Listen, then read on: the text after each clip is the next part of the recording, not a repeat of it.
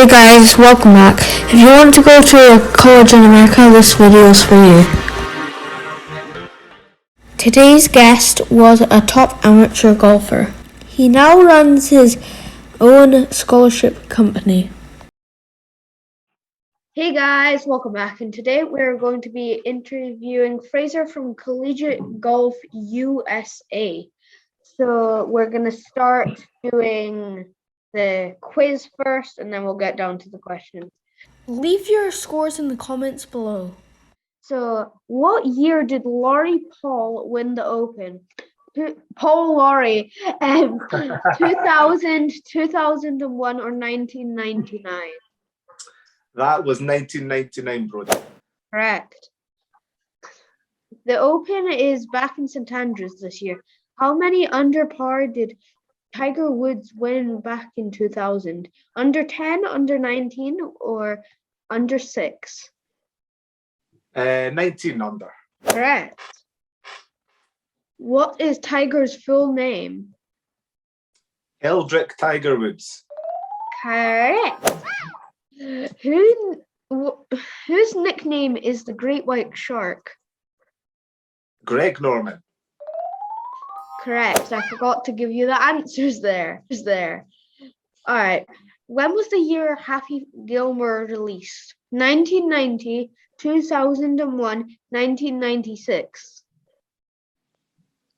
That's a good question. I think it would be 1996. Correct. Oh. Here are the questions.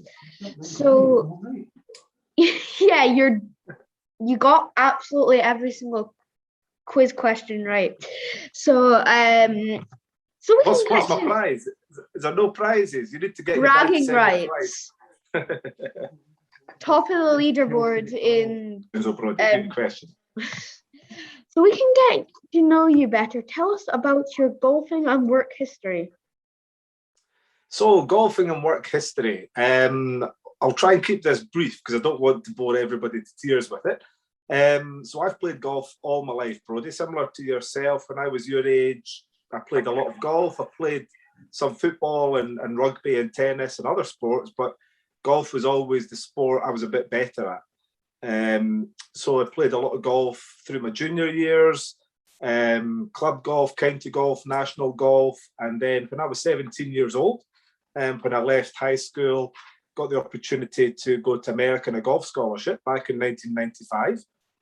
I had 5 great years out in the US. 4 years is a normal length of time for the golf scholarship. I stayed on for a 5th year for a graduate year to study a bit more. And then from there, came home in the year 2000 from the US and played full-time for a couple of years. Around the UK, full-time amateur, that is. I didn't turn professional, decided against it, but I played full-time amateur for a couple of years. Things like the Links Trophy, the Scottish Amateur, English Amateur, British Amateur, and these types of tournaments. And when I decided my game wasn't quite at the level it needed to be at to turn pro, that's when I looked at an alternative career in golf.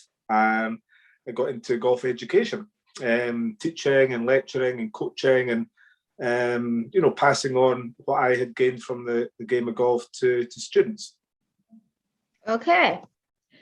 So here is the Would You Rather question, which is famous on the channel.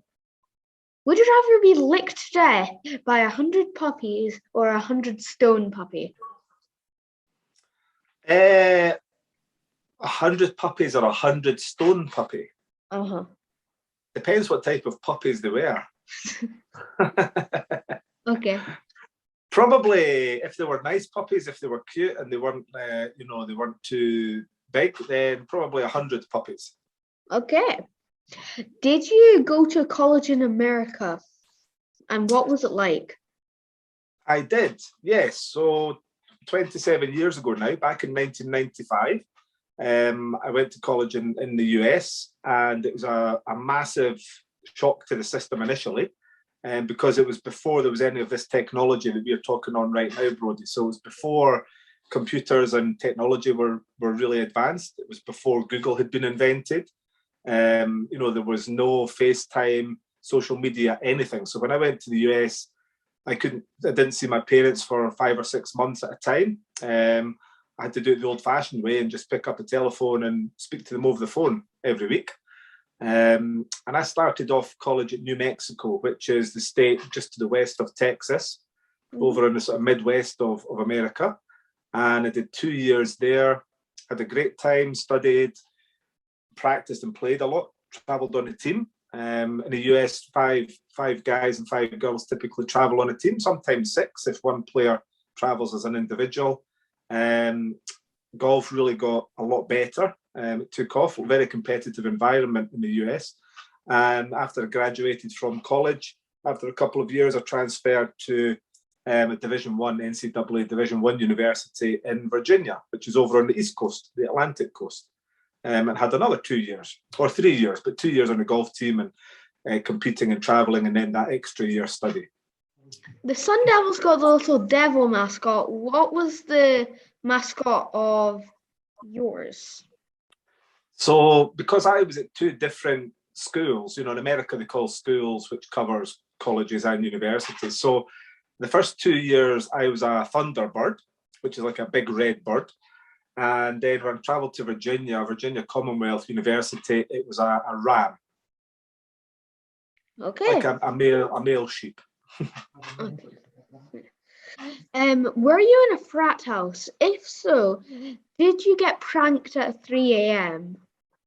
Yeah, the golf team frequented some frat houses periodically, yes. So the frat houses they're maybe glorified slightly on American movies and things like that, but the movies are pretty accurate. They're good fun, social places to go on a Friday and Saturday night, shall we say? But yeah, they were good fun and late nights, yes.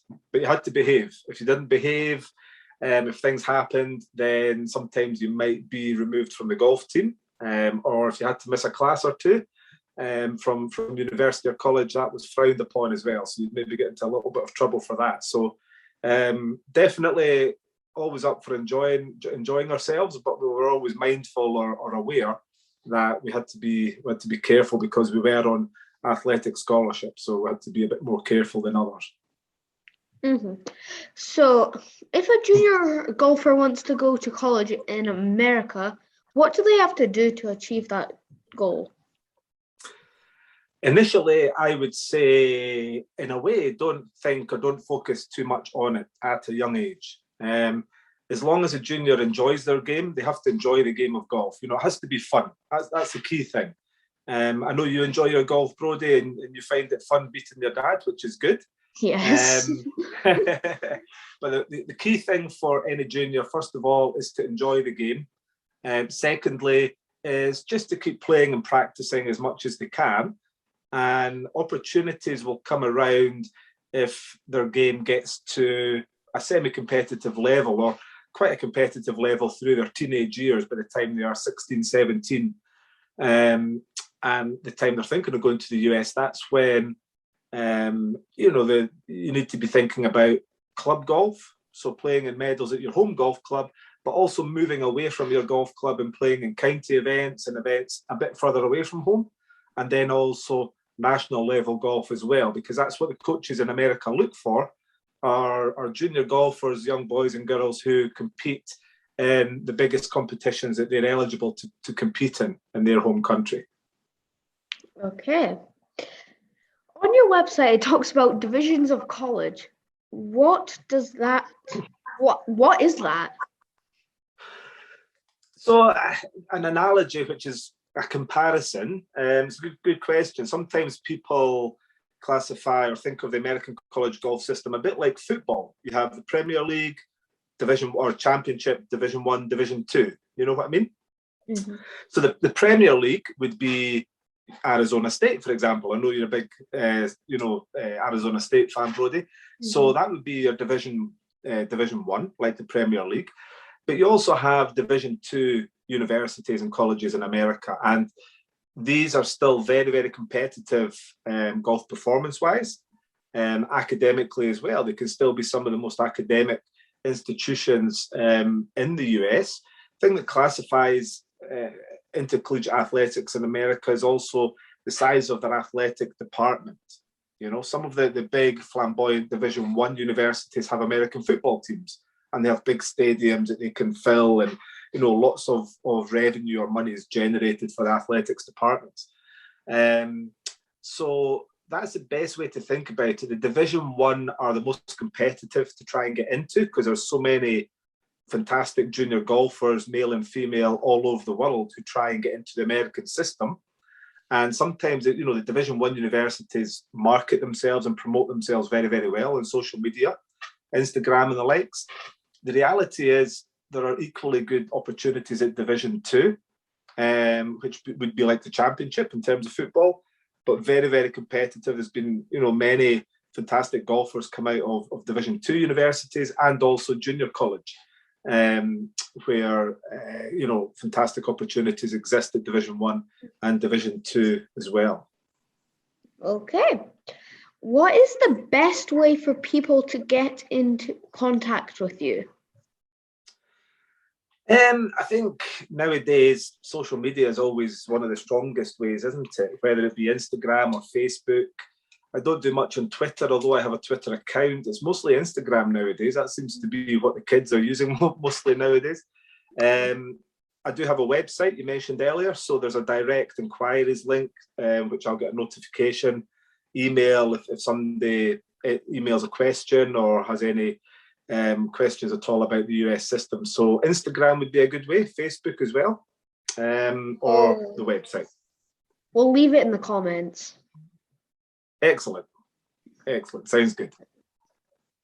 Who do you nominate to be interviewed next? Well, that's a good question, isn't it? I've seen, you know, you've had some fantastic people, professionals and coaches that you've interviewed so far. Are you thinking domestically from the UK or from Scotland or internationally? What do you think? Whatever. You just whatever. Well, if we think domestically, who would be good? Well, why not think about the top-ranked Scottish professional golfer right now, which is Robert McIntyre from Oban. He would be fantastic.